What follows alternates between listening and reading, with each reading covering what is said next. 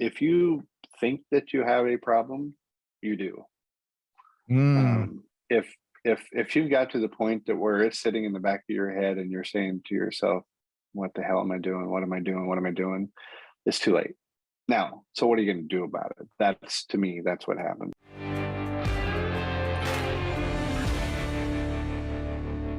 Well, I have to tell you, for me, this is a special podcast. Now, it's always great to welcome a good friend into the podcast at True Man World Headquarters, of course. But today, I'm not only talking with a lifelong friend, but this gentleman was actually the best man at my wedding 26 years ago. It was not too long ago. 26.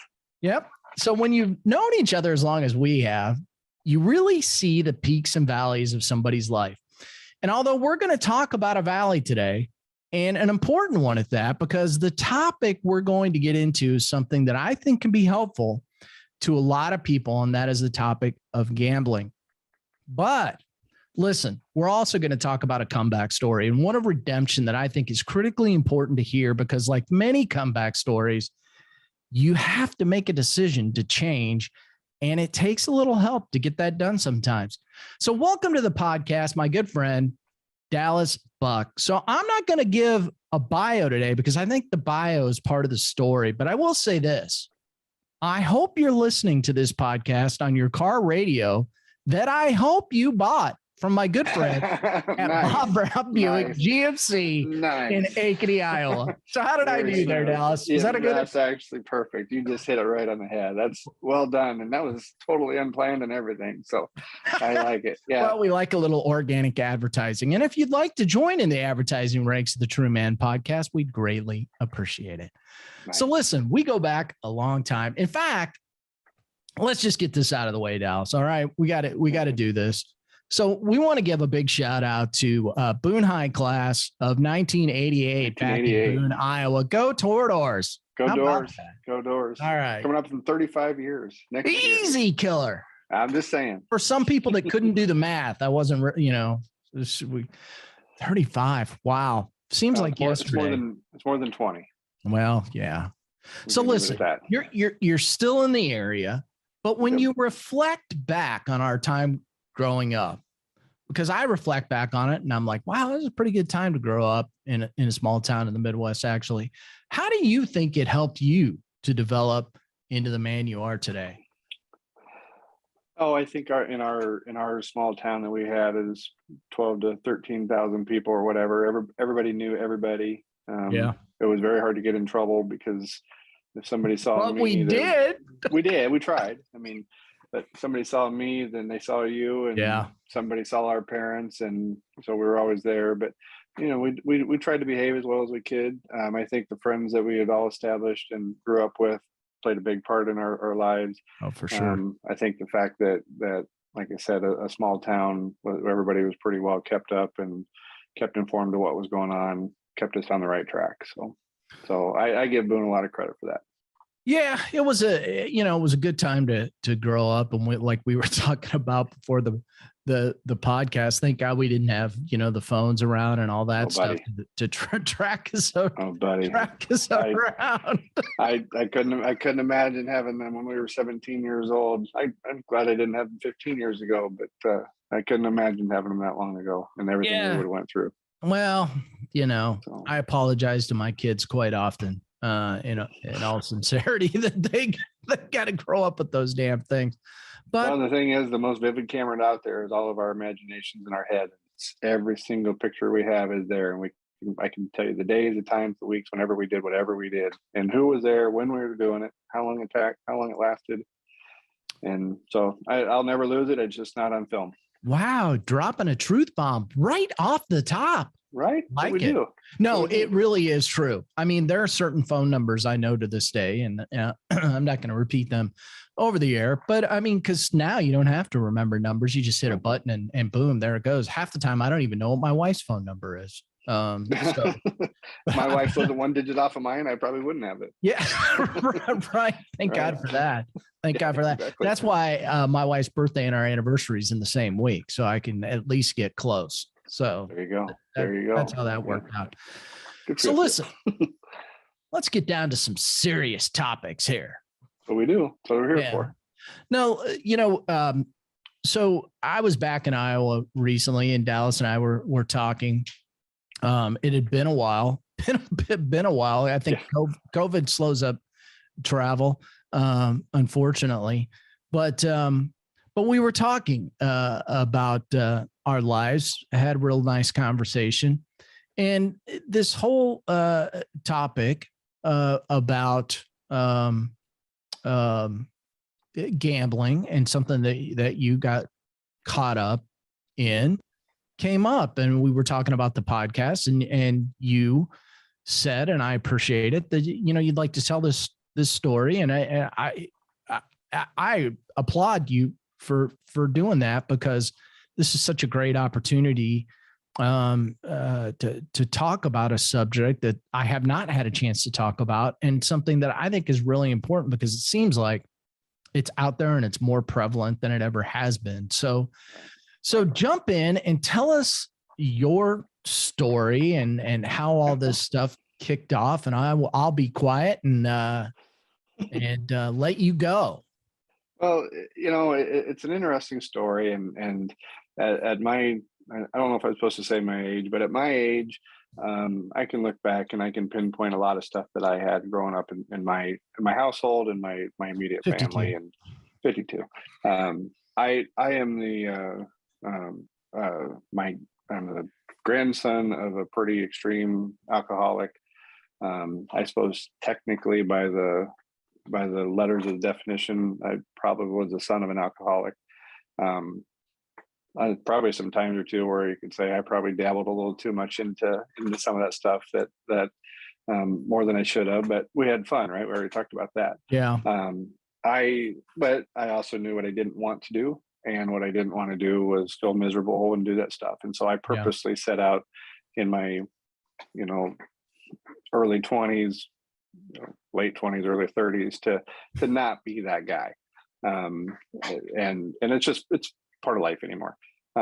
What happened to me though was having as addiction grows, or addiction goes, what happened is you have it, it's in you. It's not it's just not something you want to do. It's a bodily function. Well, it's something that you have to heal from, or you bounce from thing to thing, thinking this time I can handle it, right? Sure. Yeah. And mine was, as people know me, as I tend to be a little bit of an obsessive compulsive at time, not to the point that it's a disorder, but when I go in on something, I go in pretty hard, whether it be, a financial situation, a YouTube, just photography is the latest thing, videography, all those things of mine. And when I fall into something, I go pretty hard. And my wife and I were we went on a cruise. It was actually 2003 when Iowa played USC in the Orange Bowl, and we ended up on a just cruise to be down specific. That way. Yeah, I can tell you when it was, but anyway, on that particular cruise, they had a casino on board, and of course we had always kind of dabbled here and there, and guys poker night, whatever. But something happened on that cruise, and I was just playing. We were having fun, no big deal. But it got to be about the last night, and it was time to go to the room, and I decided I wanted to. I had $50, and I was gonna put it down on the roulette wheel, and I just thought, for kicks, I was gonna put it on our wedding anniversary. And then all of a sudden, I realized at the time as I did it, and the little ball spinning around, I'm like, what am I doing? I don't have $50 to lose. All this is on a credit card. I put my Disney trip on a credit card. I put the Orange Bowl on a credit card. We did everything. I'm like, I don't have any money. So I pulled this money off, and it hit. And that number I would have $50 on a roulette wheel, and I put it on our anniversary, and it would have been $1,600 or whatever. And it just, all of a sudden, that just stuck in my head. And nothing happened. Went back to the room, finished up the trip, and came home. And a couple months goes by, and I'm on a work trip, going to visit somebody and or a company that I work with. And I decided I'm gonna stop at the casino, and just to try it. And so I pull in, and I do that exact same thing, and I put some money down on the roulette table, put it on our anniversary, did the exact same thing. And well, this time I only did $25 and it hit. And it went $850. And again, $850 in my world was a lot of money back then. Yeah. And anyway. And it felt good to win, right? It cool. Felt good to win. Yeah. But it gave you it gave me just a little bit of a little go-go juice. And I'll try to speed the story along. But what happened was I ended up taking some of that money. This is back when the online poker craze just began, and put it into downloaded a gambling program at work, put some money into that, and invested. Is that the right word? $500 took the $500 and put it into this computer thing. And right, wrong, good, bad, whatever the case may be, by the end of the night, I had taken that $500 and put it up to $35,000 in 12 hours. And I remember it was $35,007.50. And wow. I can tell you exactly what it was. And I remember at the time taking a picture of it in case I was going to lose that money. And when my wife woke up in the morning, I told her, "Hey, you're not going to believe what happened." showed her on the computer screen that I had $35,007.50, and it just totally changed our world. And it by all means, it changed our world. But what the trick was back then, this would have been 2003. The trick is these online casinos, they didn't let you take the money out. You could only take the money out, gradually pull a little bit of money out over a 30-day window. So they capped it. So they let you take $5,000. So I took $5,000 out, and it wouldn't let me take any more for 30 days so that I would keep playing. Yeah. And what happened, right. What ruined me was I took $5,000 out. I kept playing. I lost a bunch of money, but I eventually built it back up, and I built it back up to the exact same $35,007.50. And as a result of that, my OCD mind started telling me I can do this anytime I want. That's what I was going to ask you. Like, I mean, do you know? I mean, do you know? Like, okay, this is probably wrong, but like, this feels so good. I needed more. At that time, no. At that time, it was I had a system. You know, it was all online. In my mind, I was telling myself that it's a computer program, and if you can randomly beat this program and so forth, and I did it twice, and so in my mind I could do it again. Now, obviously I couldn't. I have to chime in here and say, because people don't know this, Dallas likes numbers, by the way. Okay, so yes. You know, he was my accounting homework in high school. Thanks, thanks for that, by the way. But you know, so he's a numbers guy. He's a numbers guy, and so. That can be a trap if you get into gambling, right? Because you're like, it is what it is. It was devastating, and so as luck, I don't know if luck is the right word, but what happened as a result of it was now I'm caught. I'm in the trap. This is right back when the online poker craze came out with ESPN showing everything on TV. Yeah, I got caught up in that, and I just spiraled. And literally, I mean, many people would say ruined your life. I think it afforded me the opportunity to start my life over and change my life, and that's what had happened. So. You mean from a financial perspective because you're winning money? Well, yeah. I mean, just everything. I mean, I you know, with some of the stories that I tell when I was doing this, I had a infant at home, and I literally would sit at home with an infant in a dirty diaper in my arm, in my left arm, clicking the mouse with the right arm, and I mean, it affected my work, it affected my home, it affected my marriage, it affected my family, and it just continued to spiral from there. So, and so now, to get full disclosure into the story, it eventually cost me my job, almost cost me my home, was real close to costing me my wife and my family. Yeah. I'd be lying if I said I didn't consider it costing my life at one point in time. All of that was part of the conversation, and but the grace of God, I found my way through it. And to be honest, if it wasn't for my wife, I don't know that I would have. But I managed to get my way through it, and had a hell of a hill to climb to get out of it. But that's been the process, and I still fight it to this day. Yeah. What was the darkest point? What was the point where you're like, I gotta, because listen, and I know this sounds silly. Because a year after, my wife and I got married, we left, we moved to Texas. And so I wasn't around. I did not know that you were going through this problem. Right. Nobody knew. Yeah. Nobody knew. That's the one thing that I said that an awful lot through the years, is you can smell alcohol on somebody. Yeah. You can see when somebody's doing meth, you can see it in their appearance. You can hear it. You can see it.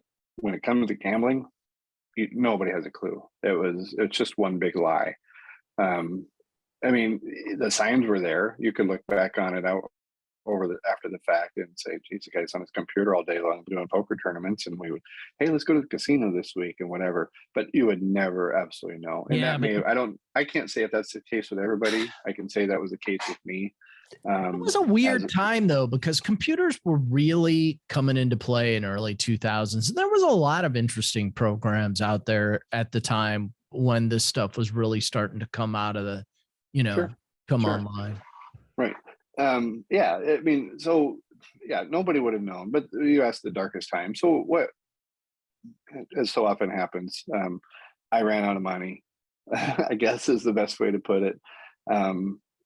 Unfortunately, I had access to some company funds, and I started using a credit card to fund my habit. I was paying it, and then eventually got to where I couldn't pay it, and then I kept using the company credit card, and you can see how things spiraled and got out of place. So the darkest part of the whole thing to me was eventually a couple of years later, when after having lost my job, almost lost my life, I was charged with theft from inappropriate use of a company credit card is what it was. And so the darkest part was when the judge hit the gavel, dropped it down, and sentenced me to 10 years incarceration. I was very fortunate I didn't have to do that.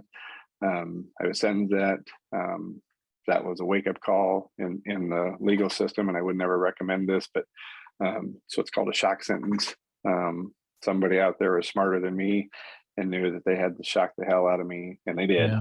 And that was the hardest thing. I was standing there looking at a judge, and he smacked that gavel down, and I had to turn around and tell my wife to get my kids in here so I could say goodbye. And that's what it was. Now, for every bad thing is a good thing. I needed it. It's what I needed. I hate to say it, if I'd have got a slap on the wrist, I probably wouldn't have stopped. And I was very fortunate in that I was able to get out of it.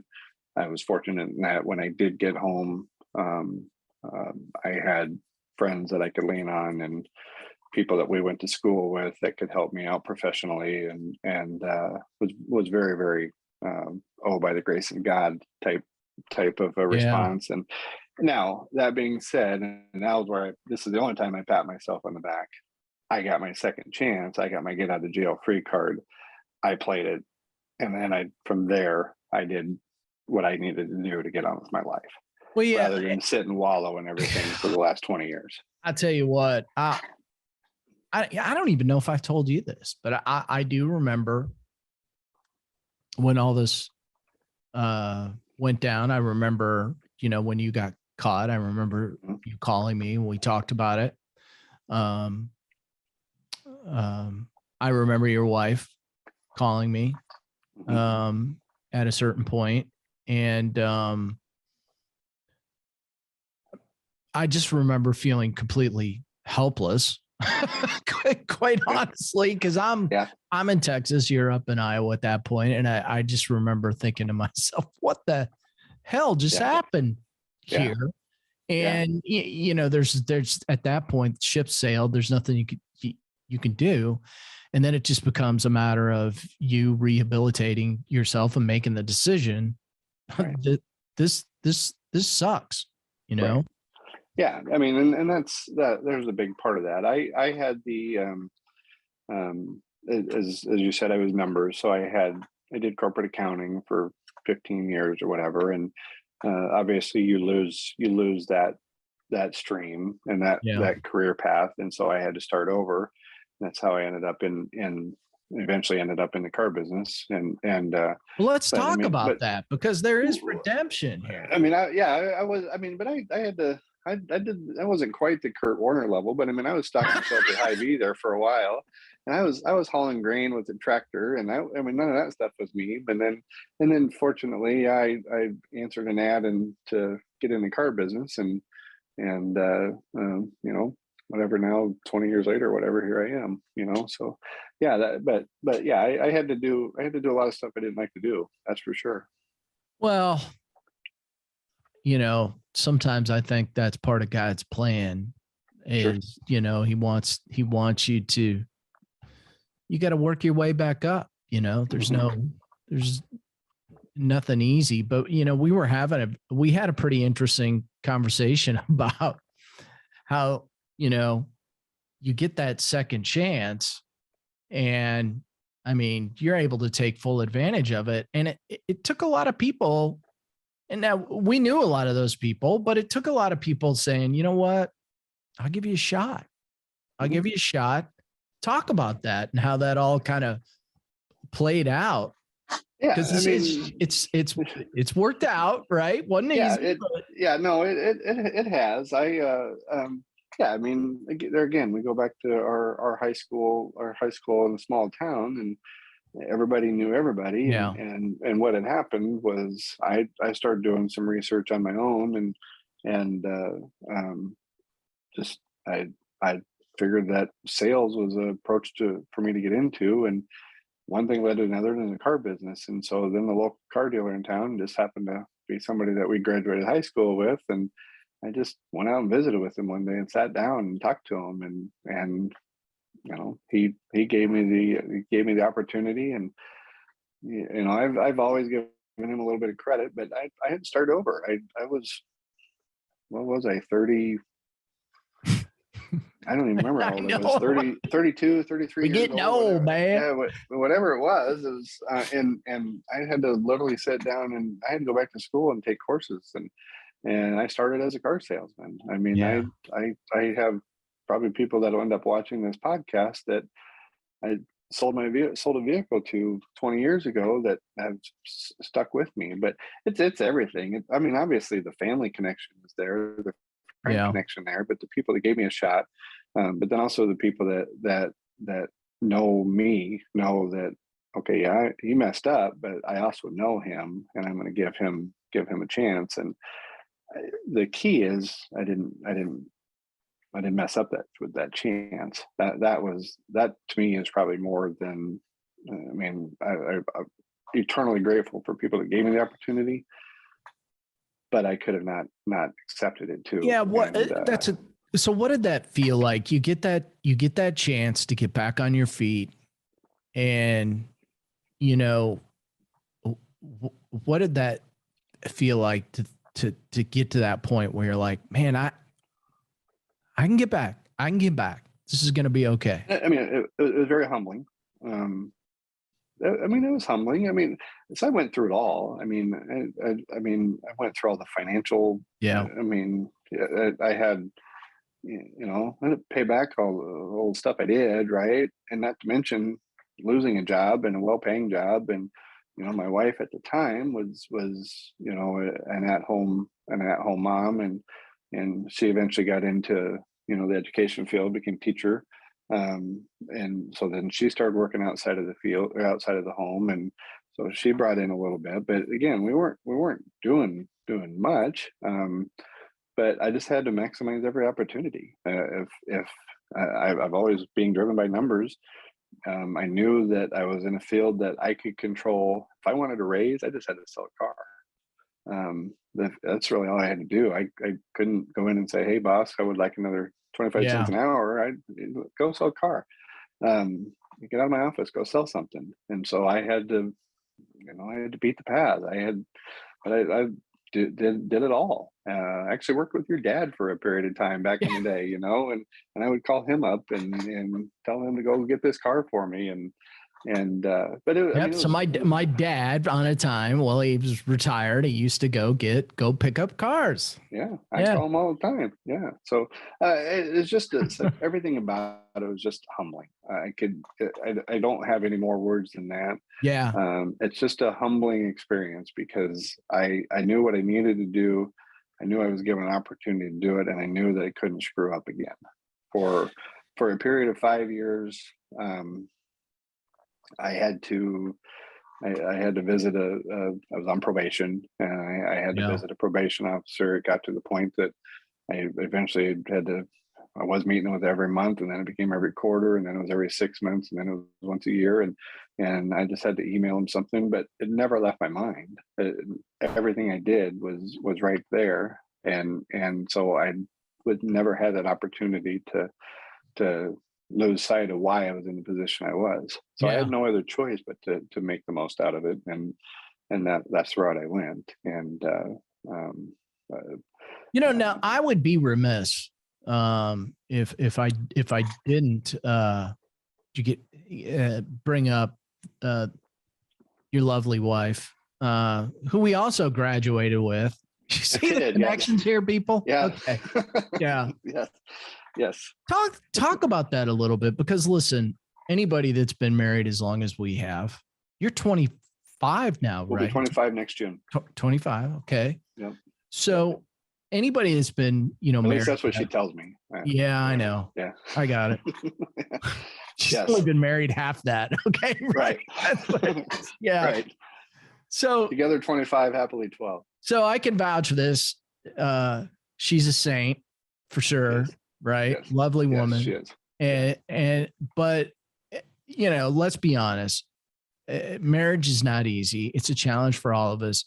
How do you think that you guys got through that dark period in time and when, we're able to get to this point? That's an excellent question. Making me think. I don't have that answer. She's outside the door pulling a cat away. The cat's been scratching at the door for an hour. I almost wish I could ask her that, but Mindy, get in here. I don't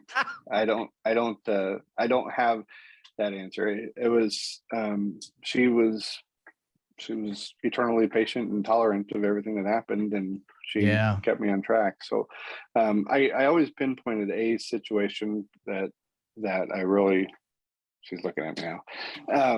That put her on camera. Put her on camera. No. So we had or I had, I guess, a relapse is probably the right word, and I took it out on her and took it out on my kids, and I remember taking it out on my bed and broke a bedpost and whatever, and screamed and hollered and stormed out of the house and just got stupid.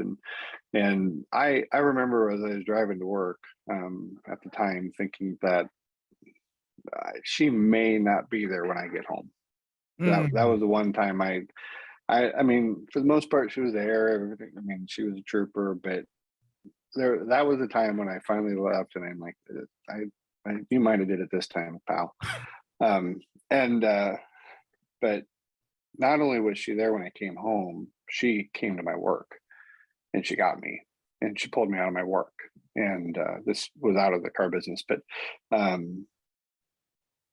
something tripped inside her head at that point in time to where she hadn't realized how much I was impacted by it. And she saw it in me. And I don't want to put words in her mouth, but she may have thought she might not see me again. And she made the move to come see me.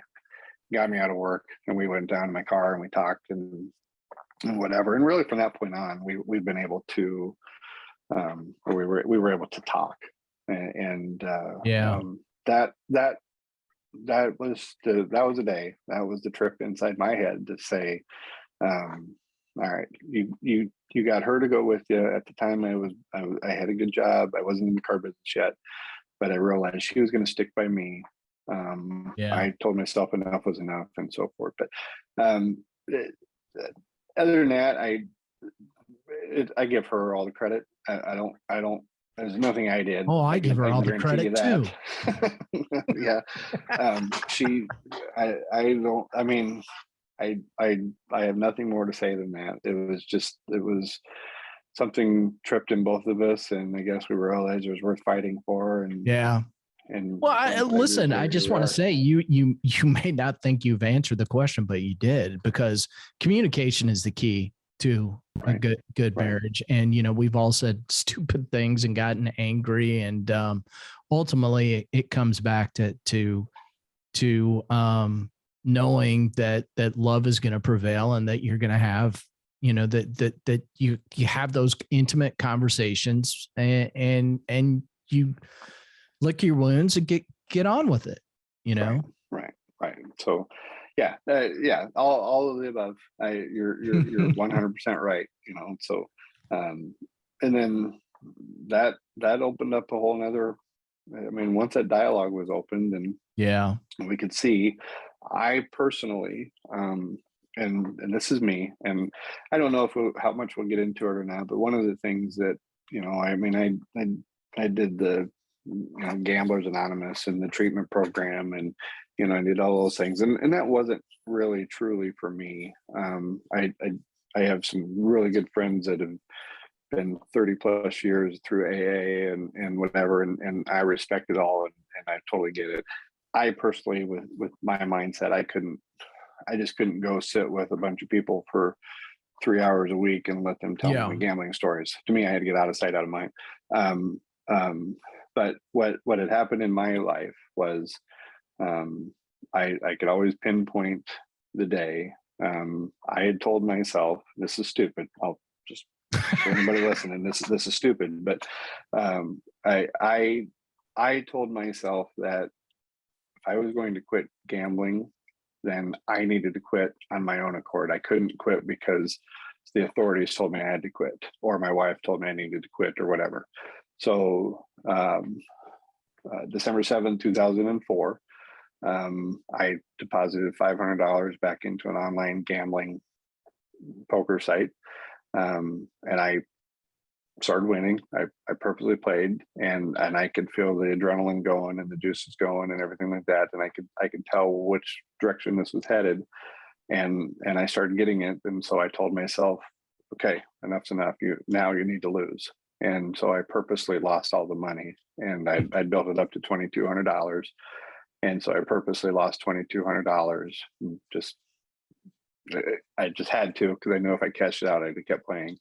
And I haven't done it since, other than an occasional fantasy football here or there. I haven't gambled since that day. Yeah. So that was 2004. So this is going to be 18 years, just shy of 18 years now. So congrats. Thank you. Do you get the urge? Do you get the urge? No. Why do you think it's under control now? I mean, I've said this a lot. I got my get out of jail free card and I played it. So, as funny, I've had opportunity. They built a casino 15 miles from my home. I work 10 miles from a casino in Des Moines. Yep. Just a week ago tomorrow, I was in Minnesota at a casino, waiting to see a Duran concert that got stormed out, but they were performing at a casino up there. I hear it's pretty good concert, actually. Yeah, but my wife has just got mad at you, I'm sure. So I've not been, full disclosure. I've just heard it's good. We might be able to go back. They're supposed to see if they reschedule it, but no, I mean I don't have that urge. Yeah. I mean, I guess to be fair, there's a couple times where that'd be kind of cool to have, guys poker night again or whatever. But no, I wouldn't do it, and even if I did do it, I'd be fine. But no, I don't need it. Yeah, and what's interesting, especially in the environment we're in these days. And I know we laughed about this when I was back in Iowa.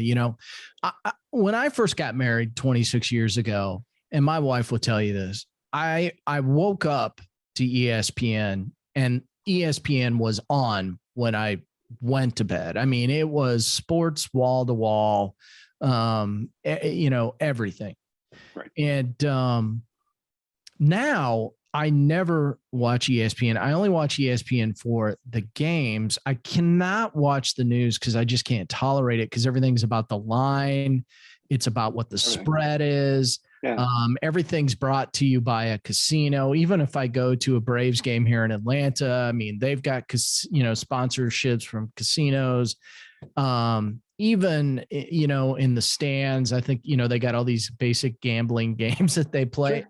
I mean, it is it's all around us, and I see it all the time. And I got to be honest, Dallas, I don't gamble because I could see myself. I'm so competitive that I would go down that slippery slope. In fact, the last time, and it was the first time that we took our kids out to Las Vegas, I sat down at a slot machine and I said, let me show you guys something, because this looks like fun.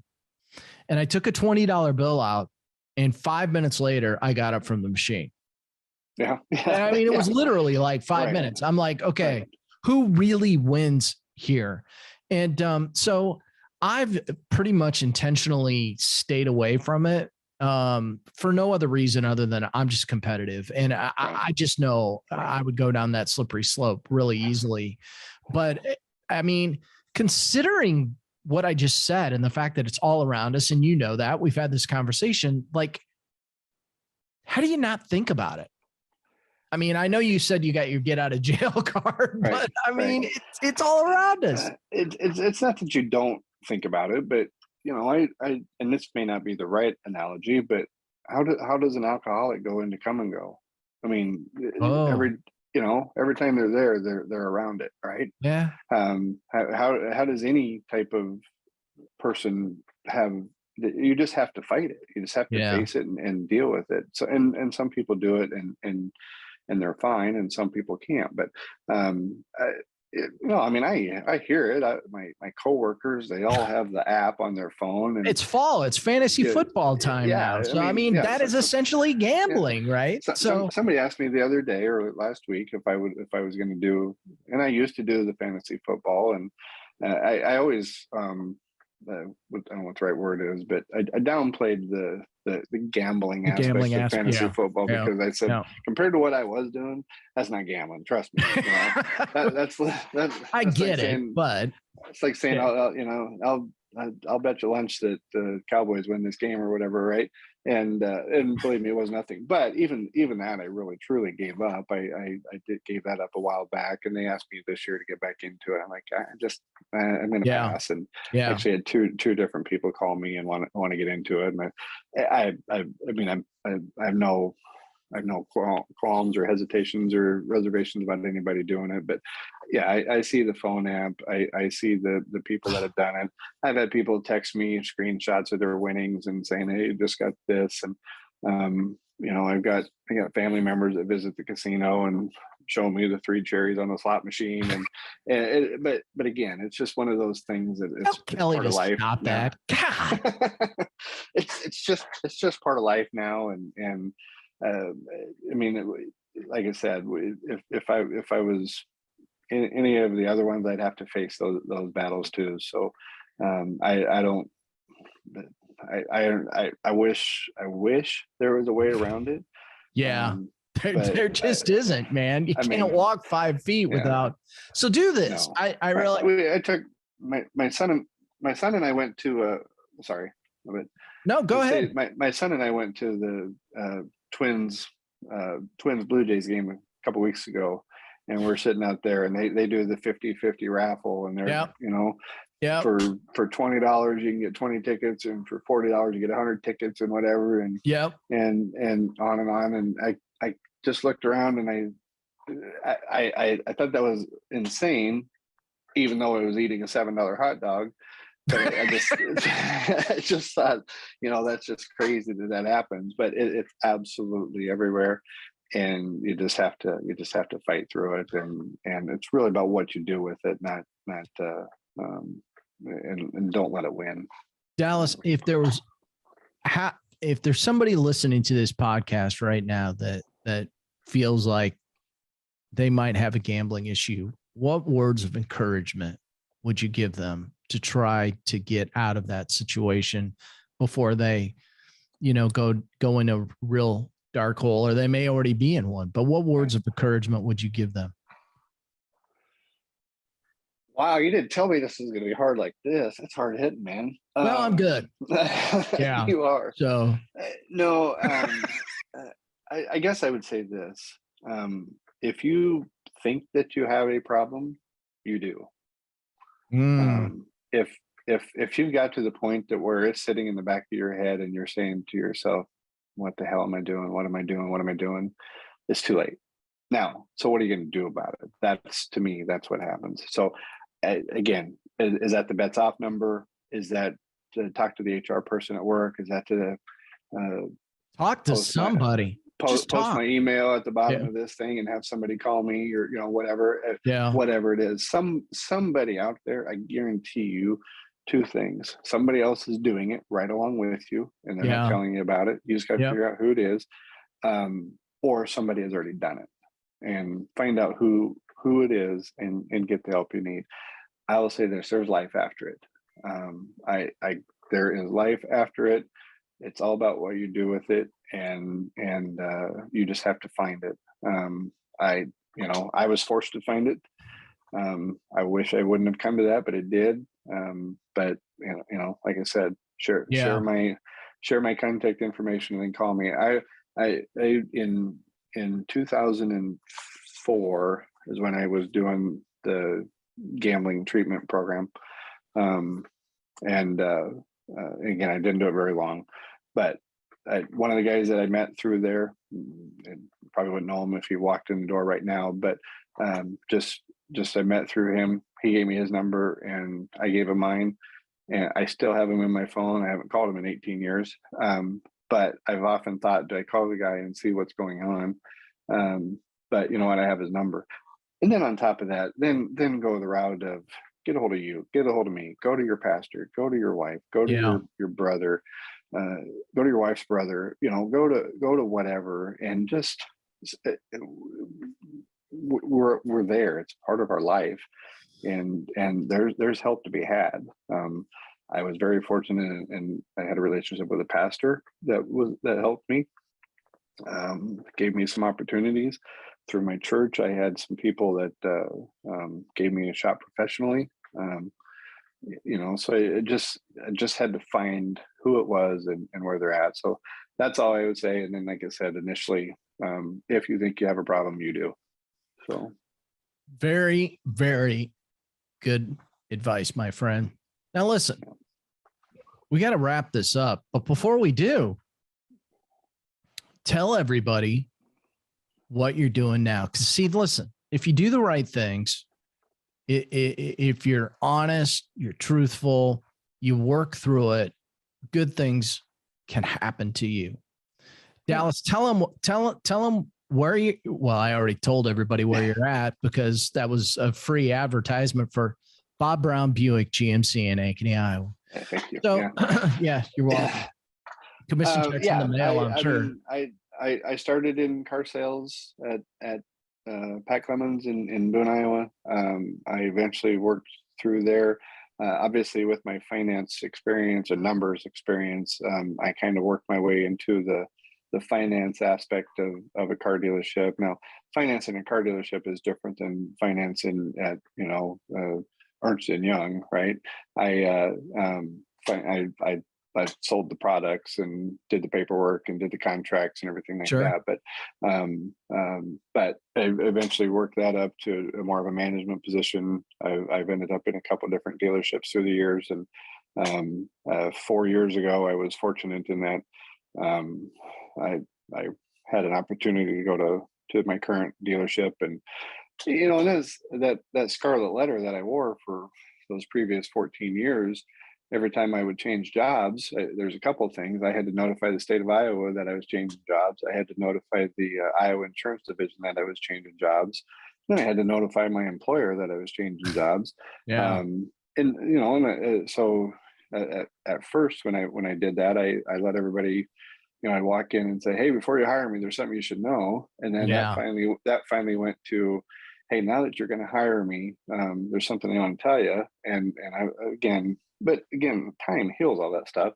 But so I ended up as a finance director at Bob Brown, and then just this past month ended up I got promoted into a general sales manager position. So I've worked my way up. Or down. I guess it depends. Some people might think differently, but depends who you're talking to. Yeah. So, but no, I've worked my way up through the ranks in a car dealership, and I just take on every day that I get it. Every task is different, and I just try to make other people's days a little bit better now, and hopefully try to get you into a nicer, newer car. So. There you go. There you have it. And the story has a happy ending, and that's what it's all about. And listen, again, I am applaud you, that you've gotten to the point where you've healed enough where you can come out and tell this story, because now what you have the opportunity to do is make an impact on the lives of others for good. And that's what the True Man podcast and True Man Life Coaching is all about. So thanks, my friend, for telling your story. I'm thrilled with your latest promotion. Proud of you. You hung in there. You kept going, and that's what it's all about. No, I appreciate it. We had this conversation when I first started watching your podcast, and then listened to a couple, and then we shoot each other a text, and then you come and visit, and this is probably 3 or 4 months now that we've kind of had this on the back burner, and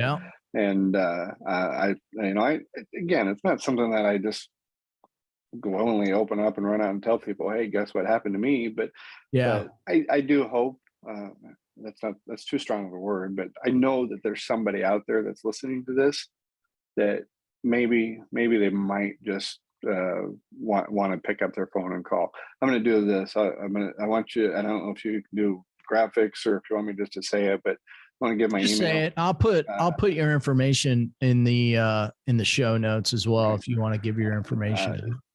Dal.buck3@gmail. That's DAL as in Dallas .buck BUCK the number 3 @gmail.com. That's my email. Do I want me to do my phone? If you want. 515-298-3197. Shoot me a text if this is registering, and if you just need to pick up the phone. I've done a couple of DMAC. I've helped some people through DMAC courses. Did some training, or not training, but some conversations there. And I'm not a pro. I'm just a person. And but I'm also somebody that people listen to me, and I'm going to listen to them. So So, and if you really want to do Dallas a favor, you'll go down to Bob Brown Buick GMC in Ankeny, Iowa. And buy a brand new car. Yeah. See? Nice. I can advertise. That's what it's all about, man. If you're looking for advertising, reach out to me at Mike@TrueManLifeCoaching.com. See how that works, Dallas? Beautiful. Awesome. Beautiful. Thanks for coming on, Dallas. We really appreciate it. Say hi to Mindy, and I will. You say hi to Jill and the kids. I will. We'll have to do this again sometime. Take care, man. Pleasure, man. Appreciate it. Right. Take care.